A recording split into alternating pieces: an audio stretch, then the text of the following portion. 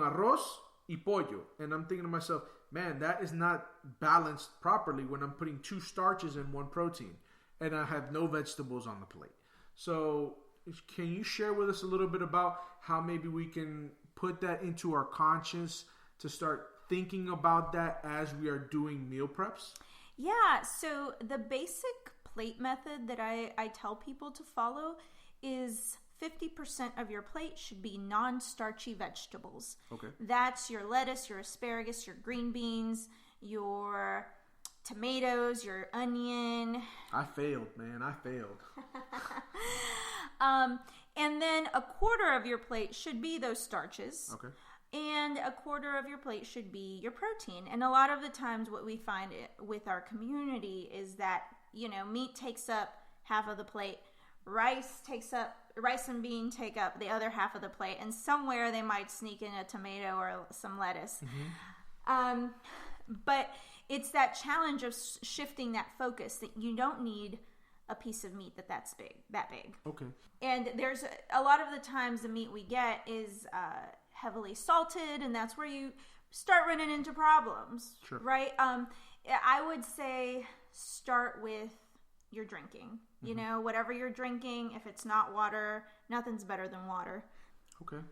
Yeah. So Karen, what I want to do is I want to explore a little bit more about the process behind developing your recipes after this break.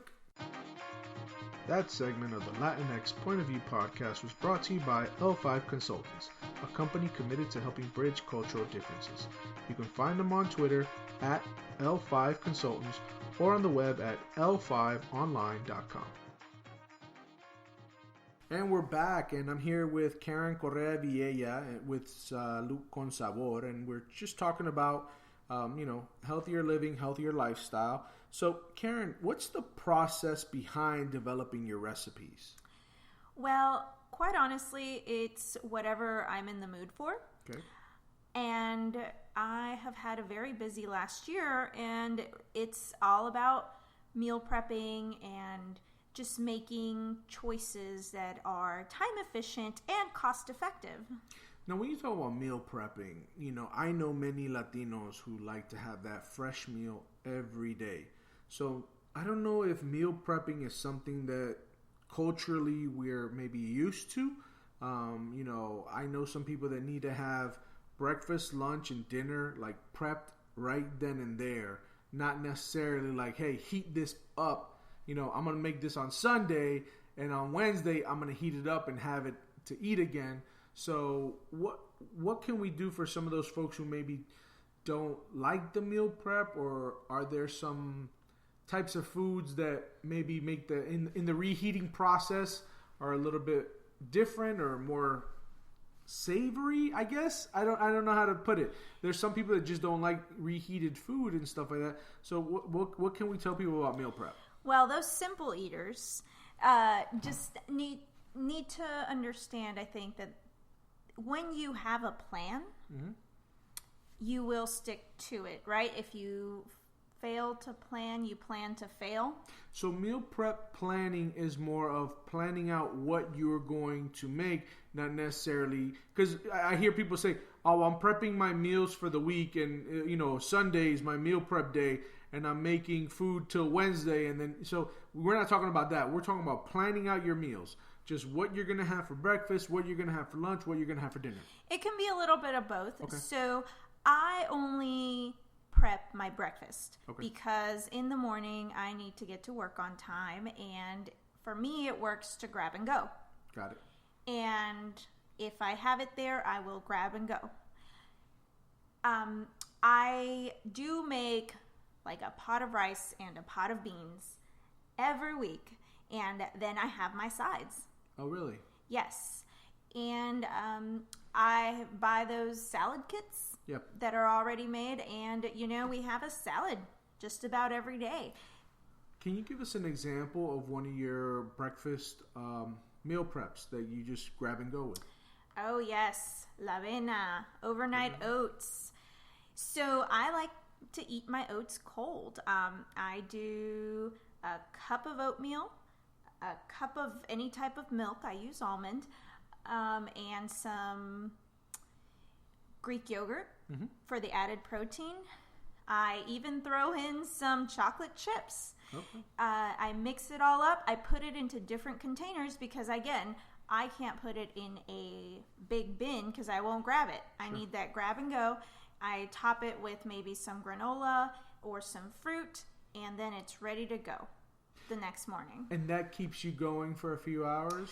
That keeps me going till lunch. Oh, wow. Yeah. Okay, cool. Yeah.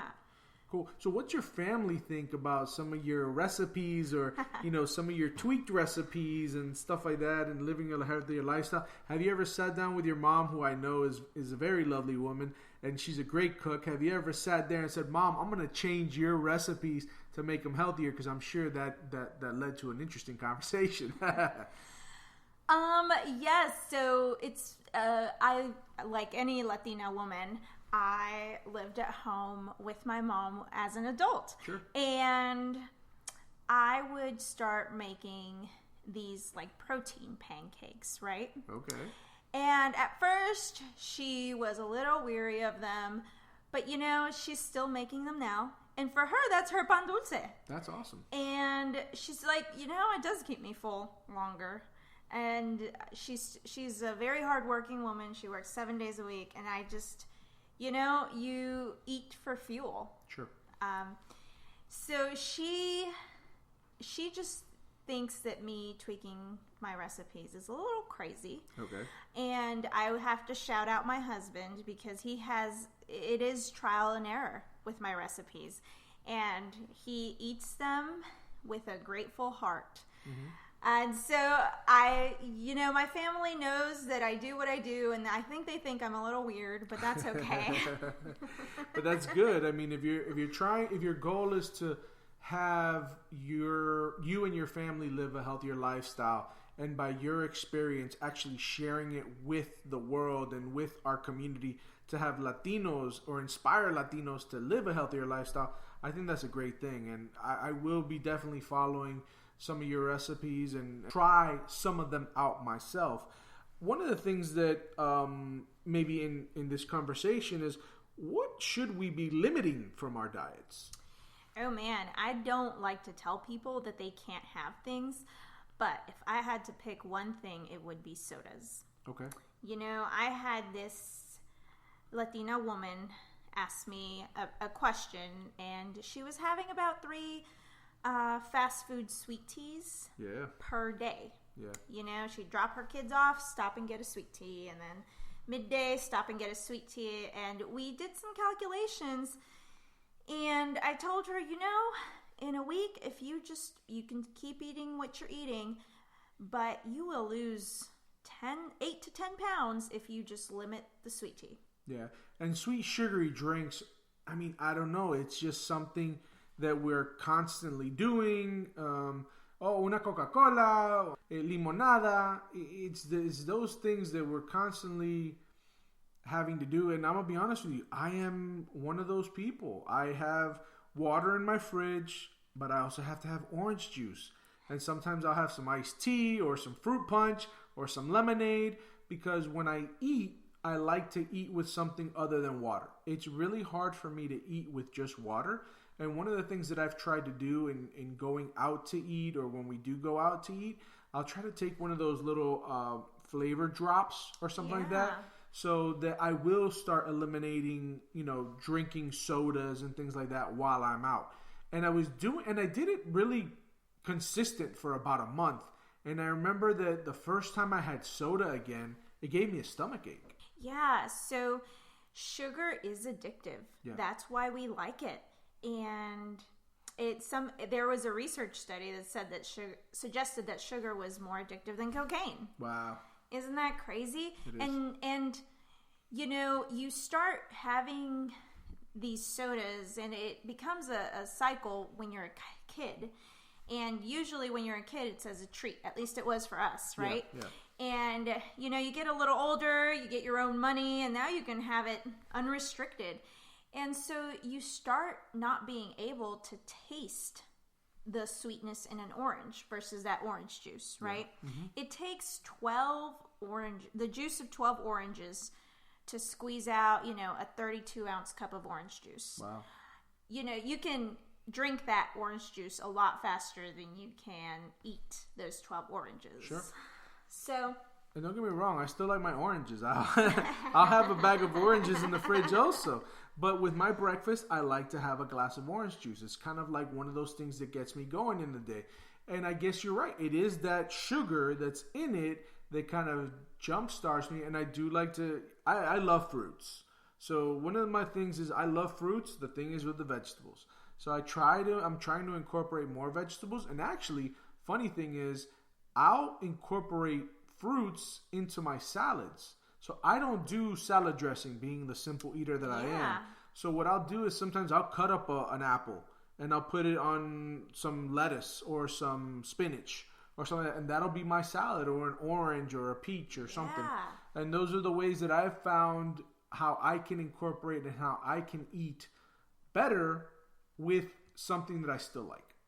Everybody is uniquely different, and everybody's taste buds are uniquely different, and we just have to find it is really a trial and error. What works for you might not work for me, because I am an adventurous eater. I'm going to coin that term. There you go. Because I love to eat all foods. And we are on the opposite ends of the spectrum on that. But listen, my friend, I want to close this out a little bit with talking about some of the stigmas that may come from people of Latin American origins, and how it translates to living here in the U.S. and how it affects families here in the U.S. And that's with the fast food. So, in fast food, in many Latin American countries, to eat fast food or to go to a McDonald's or a Burger King or a KFC, one of those national chains that we have here in the U.S. that are over there, it's a luxury, right? And a lot of times, if you were to go get a hamburger and fries from a McDonald's in a Latin American country, it'll probably be the price of 2 meals that you can get in a smaller mom and pop restaurant. So we know that the nutritional value is probably going to be much higher at that mom and pop restaurant, but it's that status of llevé mi hijo a comer McDonald's. I took my children to eat McDonald's. I felt like I've made it because where I come from, this is a luxury. So I think I've seen people kind of use that a little bit much here in the U.S., kind of seeing it as, hey, I'm living a better lifestyle now. Or when they tell their family from back home, oh yeah, the kids just ate McDonald's. It's like, oh wow, you guys had McDonald's. So tell me a little bit about that. What do you think? How can we break that mental stigma that we have? Yeah, it's a delicate subject, because who am I to tell you how to parent? Yeah. And so I think it comes with education, just educating on what really is in that fast food, right? Those saturated fats, those really not very much, the meat isn't even really meat. And so... You don't want to know what chicken nuggets are made out of. And so really, you're not getting that protein that you think you're getting, or definitely not getting any vegetables. I think...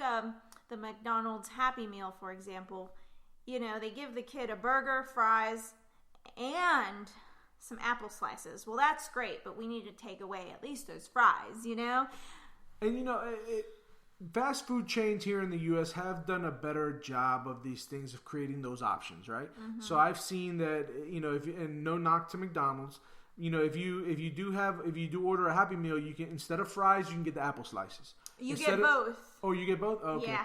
But I think before it was a choice of either or. And then instead of a soda, you can get a chocolate milk or something like that. So I know that a lot of these companies have been trying to provide alternatives, and that's a great step. But, it's in what we talked about in the beginning, how much you consume of it. So, I mean, if you treat yourself or you treat your kids to McDonald's once a week or something like that, that might be okay as they continue to grow. But if you feed them that 3 to 4 times a week, that's where you can start seeing problems. And we see problems in our communities in terms of obesity and things like that with what you mentioned before, the saturated fats, the high levels of sodium, the high levels of hypertension in our community, the high levels of diabetes in our community. These are the things that we need to look at when we're making these food choices. So as we close out this episode, I want to say thank you. I want to ask people to go to your social media your Instagram and your Facebook.